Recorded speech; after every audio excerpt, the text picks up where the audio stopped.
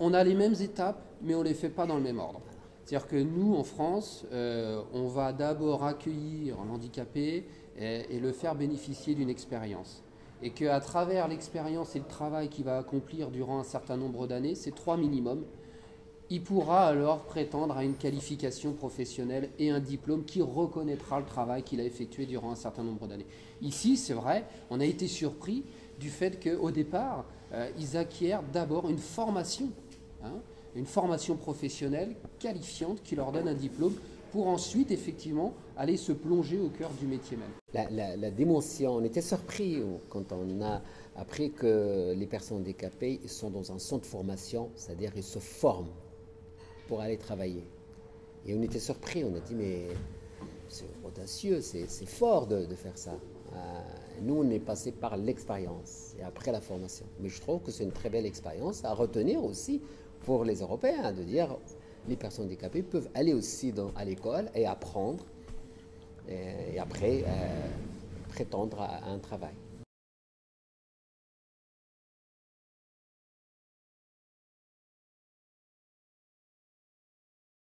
Pour moi, il y a deux choses fondamentales qu'on doit retenir. C'est effectivement le volet professionnel qui va être l'accompagnement technique en fonction du métier, de ce que la personne handicapée va pouvoir toucher du doigt, la boulangerie, la pâtisserie.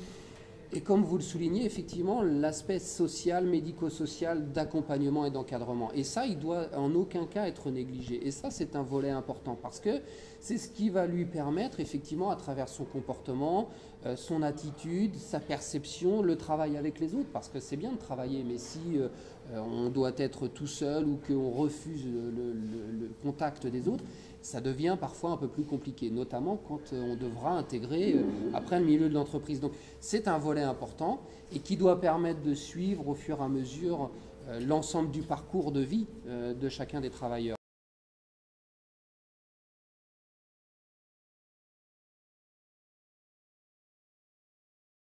Ça, pour moi, c'est une grande nouveauté et c'est le Maroc, c'est ce centre qui a initié cette expérience. En France, c'est à partir de 20 ans où c'est obligatoire d'avoir un statut juridique qui protège la personne handicapée. Protégé, ça veut dire c'est sous la protection, soit ses parents, sa famille ou une association qui protège. Au Maroc, c'est à partir de 18 ans. Ça, c'est très fort. Ça veut dire une reconnaissance citoyenne à partir de 18 ans.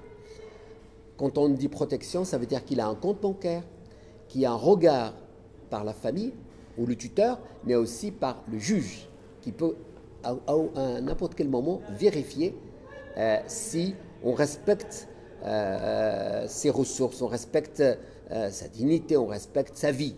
Parce qu'il y a des personnes qui sont susceptibles de se marier, il y a des enfants et qui peuvent avoir des enfants. Nous avons en France des personnes reconnues handicapées, mais qui ont des enfants et qui ont un accompagnement par la suite. D'ailleurs, tout ça, c'est le cadre juridique.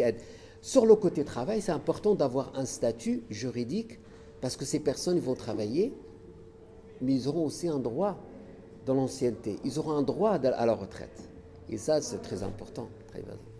Moi, je ne peux que être d'accord effectivement avec ce que vient de dire Nouradine. C'est la considération effectivement que ce sont des êtres comme tout à chacun, que le handicap n'est pas une différence et qui sont reconnus comme tels, avec effectivement la sécurisation juridique qui leur permet de les préserver d'un certain nombre de choses et de leur assurer effectivement les droits qui sont les leurs. Le compte bancaire, l'accès à la retraite un jour ou l'autre, etc., l'accès à un certain nombre de choses. Voilà. Et ça, c'est formidable.